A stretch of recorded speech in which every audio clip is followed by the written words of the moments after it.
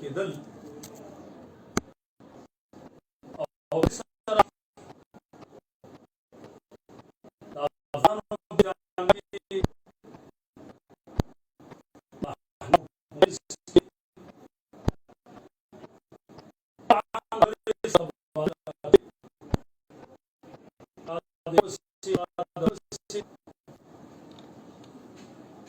په دغه سلسله کې کله چې دا خبرې سره ګرمې شوې پاچا صاحب محترم ما ته ټلیفون وکړ چې په دې سلسله کې د رحیم الله شیخ صاحب نمبر خو ما سره شته د فاتح آغا صاحب نمبر ما سره نشته او کدا پیدا شي د دوی د وینا نه یو ورځ مخکې آغا صاحب ما ته میسج کړی و په واټس اپ باندې خبرې مو سره تبادله شوې وي نو نمبر ما پاچا صاحب ته ورکړ او آغا صاحب ته مې د پاچا صاحب تعارف هم وکړ خبرې مې ورته واستولې چې پاچا صاحب زمونږ پیرخانه ده دا یو روحاني او قدرمنه کورنۍ ده زمونږه او دوی تاسو سره په دغه موضوع څخه خبرې کوي نو خبرې واوري نتیجه همداسې وسوه پاچا صاحب محترم ما ته وویل چې د دواړو سره ما خبرې وکړې او دواړو زما خبره ومنله او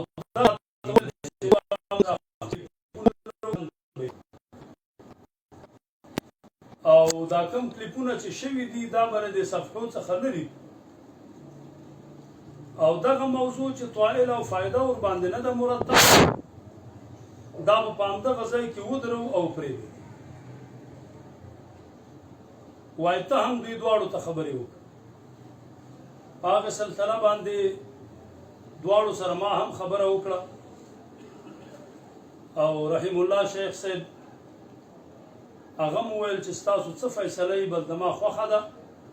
په دې باره کې هېڅ مشکل نشته هغه باعث د خبرو یې هم راته بیان کو او بیا یې وویل چې ستاسې کومه فیصله یې بس ټیک سمه ده بیا به نه کلیپ کېږي او نه به بیا وینا کېږي او هغه صاحب ما نه چې کومه مشوره غوښتې وه هغه وخت کې مې هم دا ورته ویلي بیا د پاچا صاحب د خبرو نه وروسته مې هم دا خبره ورته وکړه چې بل د پاچا صاحب وینا ده دې کې خیر دی او بیا تاسو دا خبرې نورې مه کوئ وایي صحیح ده بس پاچا صاحب چې تاسو ته محترم دی او تاسو ته قدرمند دی موږ یې همدغسې احترام کوو او قدر یې کوو خبره یې منو لږ وخت وروستو پاچا صاحب ما ته میسیج وکړ چې دلته خو اوس د آغا صاحب لخوا یو نوی کلیپ چې دی دا پورته شوی ما ته هم په خبرو کې آغا صاحب دا خبره کړې وه فیسبوکونو نه به یې لرې کړو او هر چې د واټساپ ګروپونه دي د هغو نه لرې کېږي پېښه دا وه چې دا کلیپ چې دی بیا په فیسبوک کې پورته شوی او په دې سلسله باندې رحیم الله شیخ صاحب پاچا صاحب ته ګیله هم کړې وه چې موږ مو منع کړو وعده مو واخیستله او دا شی بیا پورته شو پاچا صاحب ته مو خبره وکړه هغه وویل چې بددستي به د صفحې نه دا لرې شي اډمینانو ته یې په نومونو باندې اوازونه مو کړه او کلیپ یې مو ورته واستاو چې تاسې به دا شی وباسئ د صفحې نه او لرې بیا شیخ صاحب وویل چې دا خو اوس هم چلیږي پاچا صاحب محترم ما ته وویل څه به کوو مال تر سبا پورې به صبر وکړو ځکه فرضاً لرې سو او ختم سو بس خبره ښه ده او که ختم نه سو بیا به سره هغه چې زه سهار راپورته سوم بیا نو شیخ صاحب هم ورپسې کلیپ کړی و شیخ صاحب ویل 4 ساعته مې ورته صبر وکړ او 4 ساعتو کې چې دا لرې نه سو نو 1 بجه د شپې ما ورپسې کلیپ بیا نو مسئله داسې وسوه چې دا کلیپونه من الجانبین روان سو اگر که ابتدا په دغه صورت کې آغا صاحب کړی وه او پاچا صاحب هغه صاحب ته وویل چې دغه موضوع چې تا دا ابتدا ور باندې کړې دا د ښه کار نه دی. اگر که هغوی وویل چې دا زمونږ د مرکزي صفحې نه دي خپاره شوي، خو لاره یې دغه وه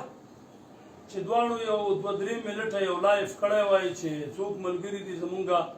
خبرې د نورې نه پورته کوي او نه دې نشر کوي، خبره د پاچا صاحب په وینا باندې په همدغه ځای کې درېدلې ده او نور یې مه کشه. بناءً دا موضوع دغسې نه شوه. سهار بیا پاچا صاحب رابطه وکړه، نو زه د پاچا صاحب محترم ځای ته راغلم. شیخ صاحب عزیز الله درویش هغوی هم رابطه را سره وکړه، دوی هم د پاچا صاحب ځای ته راغله او د هغه ځای کې د دې خبرو نتیجه دغه راغله. په دې لاره کې مو شیخ صاحب ته هم موږ یو پیغام پرېښود او آغا صاحب ته مو پیغام پرېښود چې د 4 خبرو کې چې تاسو کوم یو خوښه یې موږ همغې باندې عمل در سره کوو، دا موضوع باید خلاص شي. یوه خبر خو دغه وه چې یو وړوکی لایف دواړه وکړئ او دا کومې چې تاسو صفحاتو نه پورته کړي دي کلیپونه دا لرې کوئ او ملګرو ته مو وایئ چې نور دا خبره ختمه سوه او نوره به یې نه خوځوي. دا یوه لنډه خبره و، اسانه کار و. دویمه ده چې طرفین تاسو خپله دعوه ولیکئ اختلافي موارد. دغه علماء کرامو باندې که ستاسو اعتماد یې همدوی ته یې وسپارئ او یا مرکزي دارالافتا د امارت اسلامي ته یې وسپارئ چې هغوی کومه فیصله وکړله بس هغه به د ټولو فیصله. دا 3 خبرې سوې. او 4مه دا ده چې دا د فیسبوک خبرې د مونږ خوښې نه دي، دې کې تشنج ته او قلق او اضطراب ته لاره پیدا کیږي. باید تاسو مناظره وکړئ تر څو چې ستاسو هغه شوق هم پوره سي او دا مسله هم واضحه سي، جنجال به هم ختم سي. د دواړو طرفونو نه مونږ ته جواب همدغه راغی چې دا ستاسو اختیار دی. که په دې 4 کې کوم یوه تاسو فیصله کوئ زمونږ ورباندې اعتماد دی، صحیح ده. خو اما زمونږ د ترمنځ راجحه دا ده، زمونږ خوښه دا ده چې باید مونږ مناظره وکړو. نو بیا مونږ چې مشوره وکړه د اصولو د افتا قانون هم دا دی باید په راجح سړی فیصله وکړو. نو څنګه چې د طرفینو په نسب باندې راجحه دا وه چې باید په دې موضوع باندې مناظره وشي او دا موضوع باید د بیخه ختمه سي، په دغه بنیاد باندې بیا مظهري صاحب حکیم مظهري صاحب هغه هم د کابل نه رابطه وکړه په دې موضوع باندې پاچا صاحب سره، زما سره او آغا صاحب چې هغه سره کومې خبرې کړې وې هغه کلیپونه یې هم راولېږل. نو هغه ته مو دغه وینا وکړله. هغه مو وویل چې د دوی د ترجیحاتو څخه مناظره ده، نو بس سمه ده مناظره به وشي. نو بیا د دغې لپاره چې دا مناظره وشي او داسې مناظره نه وي لکه د عامې مناظرې چې کیږي چې نوم یې د مناظرې وي او چې د مناظرې ورځ سي نو بیا موضوع ورکه سي. بیا نو هر یو بیا د بل پسې کلیپونه کوي او هر یو ځان ته د فتح د مبارکۍ اعلانونه کوي او نتیجه چې دا ورباندې مرتبه نه سي. داسې شی به مونږ نه جوړو. باید دا موضوع ښه منقحه سي، بیخي واضحه سي او کومه موضوع چې هغه د ځای خبره ده او د نزاع خبره ده، د فیصلې خبره ده، هغه باید واضحه سي. په دې سلسله کې مو آغا صاحب ته وویل چې ته خو لرې یې نسې راتلی، دلته یو نماینده وټاکه. تا مخکې هم نماینده یاد کړی و، همدرد مولوي صاحب. بس هغه نماینده راولېږه چې مونږ یې د شیخ صاحب سره کینی او شیخ صاحب او دوی د مناظره شرایط توی کی سره مونږ ته به خپل ووایي، بیا به نو هغې باندې مونږ فیصله وکړو. خو د آغا صاحب خبره دا وه چې زمونږ نماینده باید یوازې لاړ نه سي، چې تاسې هم یې او زمونږ نماینده هم یې او په مجلس کې د ستاسې په حضور کې دا خبرې ټولې سر ته ورسېږي نو ښه به داسې نه یا جنګ ترې جوړ سي یا بل خصومت ترې راسي یا بل مشکل په دغه بنیاد باندې تاسې دې هم یې. نو نتیجتا مونږ هم انتظار وکړ. د نماینده په راتګ کې یو څه تاخیر راغی، تقریبا مازدیګر مانځه ته همدرد مولوي صاحب د پاچا صاحب ځای ته راغی او د پاچا صاحب د ځای نه مونږه دلته زبیریې ته د شیخ صاحب ځای ته راغلو او د ماښام نه مخکې مونږ دلته را رسېدلي یو او تر اوسه دغه ځای کې ناست وو او په دغه ځای کې مو د طرفینو په حضور کې د دوی نه هغه خبرې مو اورېدلې هر یو خبر باندې مو د آغا صاحب سره ډایرکټ خبره کړې او هغه را سره منلې ده په دې لایف کې تاسو ته وړاندې کوو او دغه باندې بحث چلی دا اوس دغه خبرو ته اگر کړه دي عکسونه هم اخیستل سوي دي خو اجمالاً به زه دغه خبرې بیان کم چې تاسو ورته متوجه سئ څه مسایل اتفاقي دي او یو درې مسئلو هغه موضوع د نزاع دي د جنجال ځای دی په هغه دریو خبرو باندې به بحث کیږي بس اوله خبر اتفاقی دا د سیرت النبی صلی الله علیه وسلم او میلاد النبی صلی الله علیه وسلم جلسه که صرف تعلیمی او تبلیغی جلسه وي او بلا تخصیص شرعی د ایصال الثواب جلسه وي بیا جائزه ده دا د طرفین اتفاقی ده په دې باندې نه مناظرې ته ضرورت دی او نه بحث دویم د میلاد النبی علیه الصلاة والسلام یا د سیرت النبی صلی الله علیه وسلم جلسه موقت عبادت ګڼل بدعت سیئه ده چې څوک دا د دې میاشتې د ربیع الاول د پاره یو موقت عبادت ګڼي دغه جلسه دا بدعت سیئه ده طرفینو کې څوک په قائل نه دي دا یو اتفاقی موضوع ده بحث لره پکې ضرورت نشته دریم د میلاد النبی علیه الصلاة والسلام په نوم باندې جلوسونه کول جشنونه کول او چراغان کول دا عبادت نه ده تر دغه پورې دا اتفاقی فیصله ده یو هم وای نه وای ورته چې دا عبادت نه ورپسې یو جز ده او عبادت ویل ورته بدعت سیئه ده نو شیخ صاحب رحم الله وای دا جز صحیح ده عبادت ویل ورته بدعت سیئه ده اما آغا صاحب وای مونږ نه جلسې کو جلوسونه کو نه جشنونه کو او نه چراغان کو او څوک چې کوي د هغوی نه مونږ پوښتنه هم نه ده کړې چې دا په کم نیت باندې کوي نو بناءً د دویم جز نه هغه ساکت دی اما په د اول جز باندې صحیح دی چې دا عبادت نه دی او دې ته د عبادت چې دی دا نه وایي دا هغه اتفاقی خبرې وي چې نه په دې بحث کیږي نه په دې مناظره کیږي او نه په دې باندې جنجال وروستو درې خبرې دي چې دا د دوی ترمنځ د منازعې خبرې دي او بحث او مناظره به په همدې باندې کیږي یو خبره دا ده هغه د اختلاف ځای دا دی دا د اتفاق دی چې د نبی کریم علیه الصلاة والسلام د ولادت ورځ دا او میاشت د فضیلت شرعی خاوند ده دا رحم الله شیخ صاحب هم دا وایي او آغا صاحب هم دا یو خبر د اختلاف ده چې د ولادت د ورځې امثال تر قیامت چې کومه دوشنبه راځي او د ولادت د میاشتې امثال آغا صاحب دې ته د فضیلت شرعي باندې قائل دی او شیخ صاحب وایي چې دې دپاره څه فضیلت شرعي چې دی دا نشته نو لومړنۍ خبره چې په دې باندې په مناظره کې بحث کیږي امثال د ورځې د ولادت او امثال د میاشتې د ولادت چې تر قیامت راځي دا دوشنبه او ربیع الاول د دې دپاره فضیلت شرعي شته او کنه نو باچا صاحب آغا صاحب د دې دپاره فضیلت شرعي ثابتوي او شیخ صاحب وایي د دې دپاره فضیلت شرعي چې دی دا وجود نه لري نو بناءً دغه یو مسأله د اختلاف دویم موضوع د اختلاف او د منازعې دا ده شیخ صاحب وایي کوم متروک شی چې په خیر القرون کې داعی موجود وي او مانع موجود نه وي دا واجب الترک دی لازم الترک او آغا صاحب وایي عدم الروایت دلیل نه دی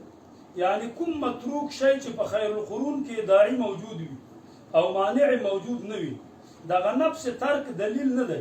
بلکې د قواعدو یا دلایل خارجو نه به حکم معلومولی شي دا دویم ځای دی چې ترک دلیل دی او کنه دی په دې باندې به بحث کیږي او په دې باندې به دویم جز د مناظرې دغه او دریم شیخ صاحب وایي د اشخاصو د وفاتونو او د ولادتونو په عبادت د ورځو المانځل بدعت سیئه دی او حرام یعنی د اشخاصو د ولادت ورځې یا د اشخاصو د وفات ورځې په عبادت باندې لمانځل دا بدعت سیئه ده او حرام او هغه صاحب وایي د اشخاصو د وفاتونو او د ولادتونو د ورځو لمانځل مباح عمل دی او عبادت کول مستحب دی. نو دغه ځای تقریبا د رضا ځای دی. دریمه خبره به په همدې باندې کیږي، په دې باندې د دوی امضاګانې هم اخیستلی شوي دي. تاریخ همدغه د 14 د ربیع الاول شریف 1443 هجري قمري 20 د لسمې 2020. څه شرایط په دې ځای کې لیکل شوي دي او دغه شرایط د مناظرې دي. ثالثان په دې باب کې دغه لیکل شوي په اتفاق د طرفینو باندې. یو ثالث چې دی زمان هم دی پکې،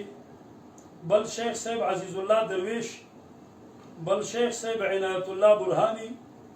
بل شیخ صاحب محمد حکیم مظهری، بل شیخ صاحب سلطان محمد ثاقب او د امارت اسلامی افغانستان د مرکزی دارالفتاء دوه غړي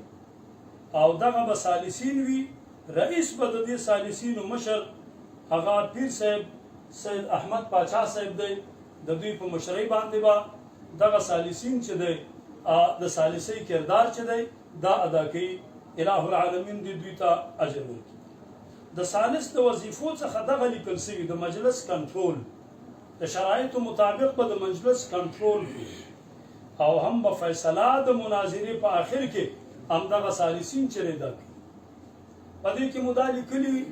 مجموعه وخت د مناظرې 4 ساعته دی. یو د هر مناظر دپاره وخت 15 دقیقې دی. یو دلیل نه به بل دلیل ته هغه وخت کې رجوع تګ کېږي چې اول دلیل د اهل الجرح والتعدیل د جرح او تعدیل څخه خلاص شي، بیا به بل دلیل د طرفینو څخه به 3 نفره وي. بس یو طرف ته هم یو مناظر وي او 2 کسان. د یو طرف مناظر شیخ صاحب رحیم الله دی او 2 کسان به ورسره وي. کمرمین به هم په همدې کسانو کې وي.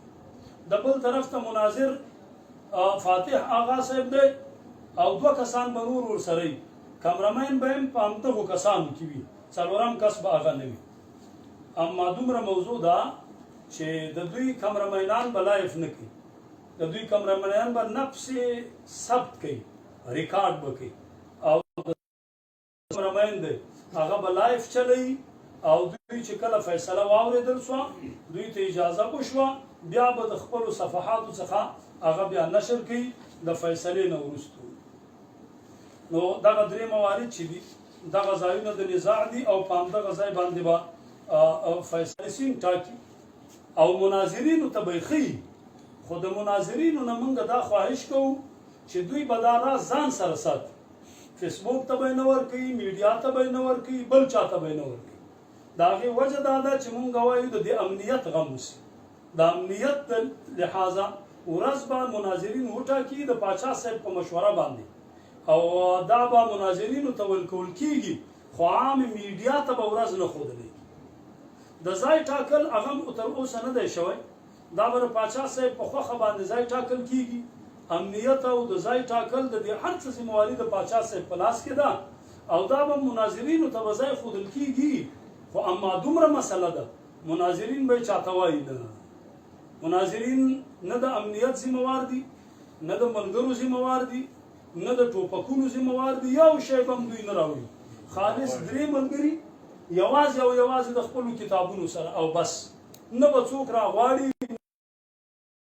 نه بل څه بیانوي. دا ضروري ده. او بله موضوع دا ده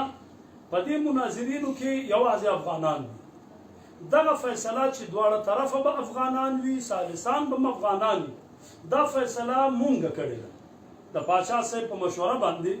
او دا مونږ وایو چې نه امن خراب شي، نه مشکلات وي، نه وینا وي. په دغه ملحوظ باندې مو دا شرط لګولی او کوم چې پاکستانی علما دي زمونږ سر سترګې دي او هغوی که مناظرې کوي خپل منځ کې سره وکړي او دوی وطن هم د دوی دی، کارونه هم د دوی دي، پولیس هم د دوی دي، حکومت هم د دوی دی، ژبه د حکومت باندې هم پوهېږي، امنیت هم ښه ساتلی شي. بناً موږ د هغوی په کورنیو کارونو کې کار نه لرو او نه موږ د چا د امن د اختلال دپاره زمینه برابرو. په دغه بنیاد باندې شرط دغه لګول شوی چې پاکستاني علما څومره د قدر وړ علما وي جانبین چې دي هغوی به نه په ملګرو کې راولي او نه په ثالثینو کې دوی راغلي دي او د هغوی احترام به په خپل ځای باندې کوي او که د هغوی د مناظرو شوق یې دغه دی کوي خو چې کله د دوی مناظرې موږ لیدلي چې کله د مناظرې ورځ شي بیا یو پولیسو ته ټلیفون وکړي نه مناظره وسي او نه کار وسي بس ایله منډې وي او ایله جنجال وي دغو شیانو ته موږ تیار نه یو او کوو یې نه په دغه بنیاد باندې مو دغه قید لګوو درېیمه خبر دا ده چې طرفینو ته مو دا ویلي چې تاسو به په خپلو صفحاتو کې کلیپونه مطلق منع کوي د دې نن خبرې نه وروستو دا اوس چې کوم موږ لګیا یو لایف چې شرایط توی شوي امضاګانې شوي هر څه برابر شوي دي په ټولو خبرو باندې موږ تقریبا منټونو خبرې کړي دي نو د دې نه وروستو که یو مهیج کلیپ د کوم طرف څخه خپور سو چې د بل طرف دل آزاري پکې راتله توهین پکې راتو بدې ردې پکې راتللې موږ به دا ثالثین بیا دغه اعلان کوو چې دغه سړی د مناظرې نه تښتي ځکه دغه کارونه شروع کړي دي بل دا سړی د مناظرې نه وتښتېدو دغه د جنجال جوړ کړو مناظره یې نشوه کولی ځکه دغه کارونه سره وکړل او نتیجتا دغه سړی پړ دی او دغه ملامت دی د ده یوه خبره هم بیا معتبره نه ده او پاچا صاحب وایي چې زما بیا څومره وس رسیږي په هغې اندازه به زه بیا ورسره کار لرم نو دغه څو خبرې مو درته وکړې اله العالمین دی دا باعث د اجر او د ثواب وګرځوي دغه ملګرو دپاره دی الله اجر او ثواب ورکړي دا علما کرامو پکې شرکت کړی دوی ته دی الله اجر او ثواب ورکړي څوک داسې وایي چې شیخ صاحب مونږ ته ویلي یا فاتحه هغه مونږ ته ویلي نه صرف او صرف د الله رضا دپاره دا کار خالص د الله د رضا په خاطر باندې پاچا صاحب دغه اقدام کړی او مونږ د طرفینو ته دغه خبرې کړي دي یو د بل په خواست باندې مو دا کار کړی نه دی او مناظرې ترجیح مو ځکه ورکړه چې د دوی په نسبت باندې په امور اربعو کې دغه ته دوی ترجیح ورکړې وه مونږ هم عمل بالراجح باندې کوو خو که اوس هم دا طرفین په دې باندې راضي وي چې بس مناظرې ته ضرورت نشته دواړه د خپل هغه نه رسمي فیسبوک نه لایف راسي او ودې وایي چې مناظرې ته ضرورت نشته او خبره ختمه بس موږ به دواړو قدرداني وکړو مسله به په همغه ځای باندې بیا سره خلاصه کړو پاچا صاحب محترم تاسو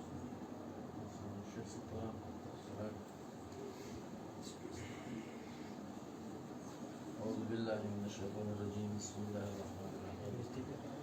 نحمده ونصلي على رسوله الكريم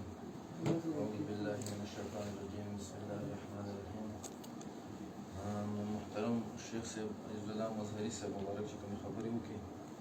تاسو ټولو واورېد زما خبرو کولو ته ضرورت هم نشته دی زه بیا هم دومره یو خبره کوم چې موږ چې کوم دا اقدام کړی دغه کومه کوشش هم کړی دی تقریبا د څو ورځو راهیسته زمونږ مخلصان دوستان عقیدتمندان مریدان د حنفیت دغه ګلونه چې څومره دي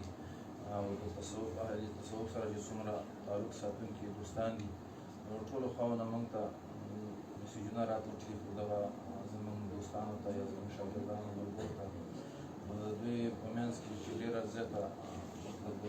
حالات خرابېدونکي وو نو بیا ما وغوښتل چې زه د دوی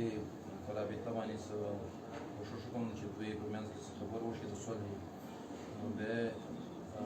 ما مفتي نجیب الله فاروقي صاحب هم ژوندی دی یو پروګرام هغه کې مې محمد زو په ځای کې هلته مې هغه سره هم خبره وکړه هغه نه مخکې مې شیخ مظهري صاحب سره حکیم مظهري صاحب سره هم خبره وکړه ما چې دا مسله ده داسې کیس خرابېږي ډېر زیات حالات خراب دي او بیا مې د شیخ عزیز الله مظهري صاحب نمبر چې و دا ما سره وکړو او وټساپ نمبر د ده بدل شوی بیا نظره کړه نو ده سره مې بیا خبره وکړه او داسې د محترم شیخ الحدیث حضرت مولانا عزیز الله درویش صاحب کوشش مې وکړو چې د نمبر پیدا کړم خو هغه شیخ صاحب عزیز الله مظهري هغه سره رابطه کړې وه او بیا هم مطلب نن تاسو دا حالات ټول ولیدل نو دغې ته موافقې ته ورسېدو موږ کوشش کولو چې همداسې دغه صلح وشي خو دوی بس بیا داسې خلاف ورزۍ نه بعضې هغه صاحب مخکې و خلاف ورزي بېګا ما سره واده وکړه چې بس ټول به دا شیان نه شلېږي نو بیا هغې د پیج نه یو پیج شیر شو بیا رحیم الله صاحب ګیله راته وکړه خو تاسو عزالله مظهري صاحب تاسو ته وویل خو ما ټول بیا هغه صاحب ته مې وویل چې دا ښه کار نه دی نو بیا هم زه تاسو ټولو ته وایم چې دغه کوم پیجونه چې تاسو کومې خپرونې کوئ هغې باندې یا شیخ صاحب رحیم الله ته یا د ده شاګردانو ته یا د ده عقیدتمندانو مخلصانو ته تکلیف رسیږي دغه باید بند شي او که د دوی د خوا نه هغه صاحب پسې کېږي هغوی ته تکلیف رسیږي نو هغه شیان باید نور ټول بند شي او نور خبره خو دغه د شیخ صاحب تاسو ته وکړه ټول باندې الله په دې شیخ صاحب ته هم اجر عظیم ورکړي د ته ما چې کله مې بېګا ټلیفون وکړو د دې ما ته زما ډېر زیات احترام یې وکړو ډېر ادب یې زما وکړو الله یې زده ادب وکړي او الله پاک دې ته لویه او لوړه ورځ ورکړي او هغه صاحب ته مې هم خبره وکړه نو هغه هم احترام وکړو یو د دې بیا د پیج نه چې کوم شیان خپاره شو په دغې کې لږ خفه یم او نور د الله پاک د دوی په منځ کې صلح او یووالی راولي کوم کینې بغض حسد عناد تعصب چې د دوی په منځ کې پروت دی الله تعالی ته موږ سوال کوو زاری کوو او چې الله تعالی یې دعا کوو چې الله تعالی د دوی په منځ کې مینه او محبت راولي او شیخ صاحب درویش صاحب هم یو څو خبرې وکړي او نور انشاءالله بیا به دعا وشي نو کوم بې ادبیانه به دې خبرو کې شوي د ټولو خلکو نه معافي غواړم الله مو عزتمند کړه حامدا ومصليا اما بعد بسم الله الرحمن الرحيم حضرت باچا صاحب محترم او شیخ صاحب محترم کومې خبرې وکړي زموږ مقصد همدغه خبرې وي او د علماو او د مشایخو په منځ کې د اتفاق او د اتحاد او د یووالي او بیا خصوصا دواړه مشایخ دي او دواړه احناف دي دواړه اهل طریقت والا دي په دې خاطر باندې دغه علماو د مشایخو او حضرت باچا صاحب محترم او بیا د دوی په مشوره باندې د ټولو مشایخو د اقدام وکړو د دوی په منځ کې د خبرې کوي او بیا د مناظرې خبره طی شوه چې مناظره به کېږي د مناظرې دپاره لکه څنګه چې حضرت شیخ صاحب وفرمایل دا د سالسینو خوښه ده که دا یې هفته بعد ټاکله که 5 ورځې باندې ټاکله او که 3 ورځې باندې ټاکله او که میاشت باندې ټاکله دا به د دوی خوښۍ او په هغه ټیم باندې به انشاءالله دا دواړه شیوخ سره د معاونینو حاضر وي او د هغې پورې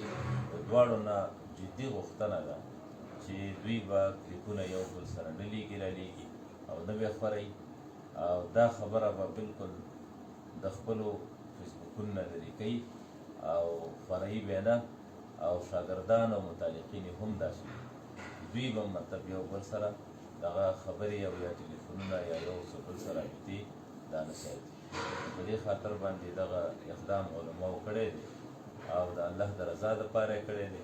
هېڅ مقصد یې پکې دنیاوي نشته دی صرف په دې خاطر چې مؤمنان دي مسلمانان دي او علما دي مشایخ دي او دینی خدمات یې روان کړي دي چې دا خدمات الله پاک همداسې جاري او ساري وساتي او په خپل ځای باندې پاتې شي او د ټولو عزتونه وساتلی شي د علماو عزتي او هتک دا یو ډېر عظیمه ګناه ده او مطلب دا ده چې د عامو خلکو په مابین کې داسې خبرې نه دي په کار لکه څنګه چې دلته په دې فیسبوکونو کې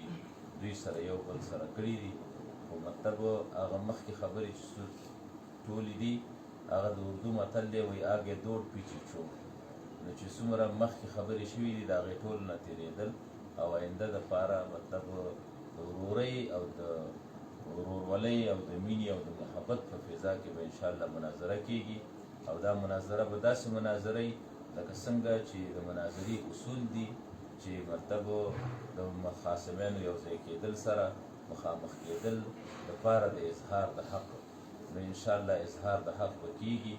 بیا زمونږ امارت اسلامي الله پاک مونږ ته نصیب کړی دی د هغوی خبره مو شوه چې د هغه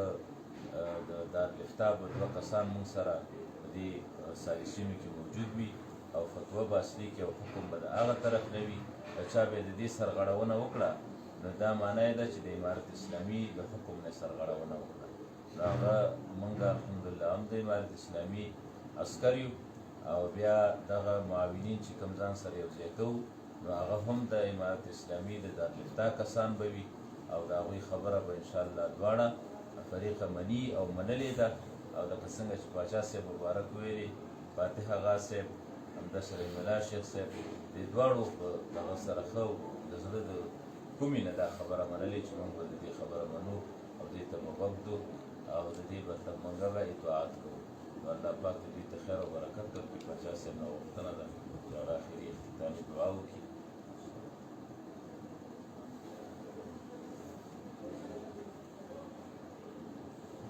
أعوذ بالله من الشيطان الرجيم بسم الله الرحمن الرحيم لقد جاءكم رسول من أنفسكم عزيز عليه ما عنتم حريص عليكم بالمؤمنين رؤوف رحيم فإن تولوا فقل حسبي الله لا إله إلا هو عليه توكلت وهو رب العرش العظيم صدق الله مولانا العظيم ونبي الإسلام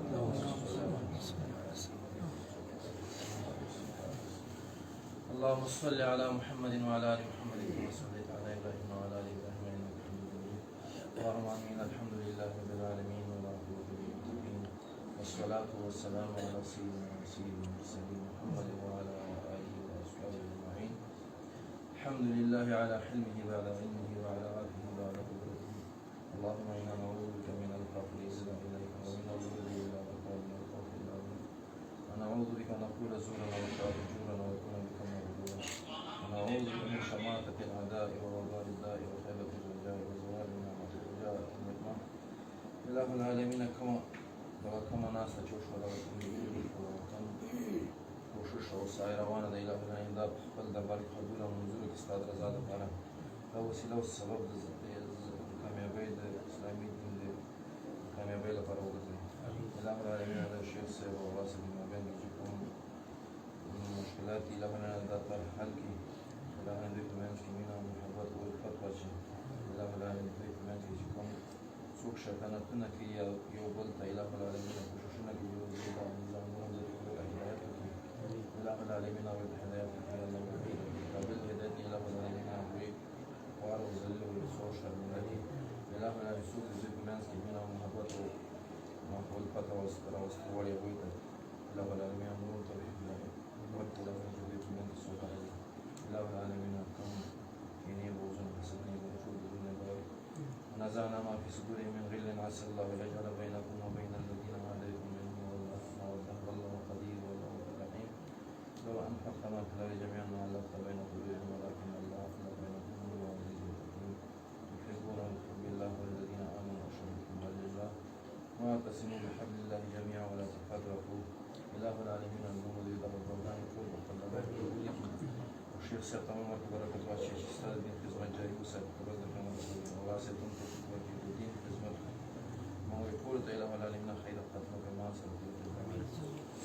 جزاكم الله